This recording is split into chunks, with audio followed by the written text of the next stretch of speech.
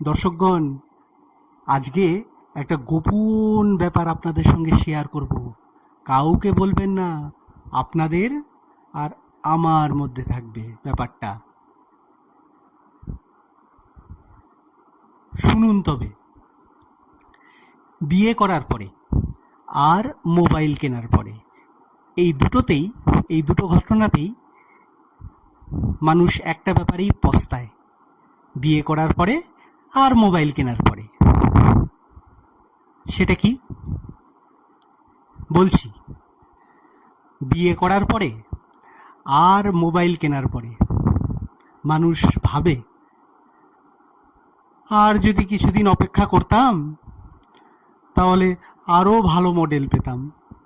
হ্যাঁ, আরও ভালো মডেল পেতাম।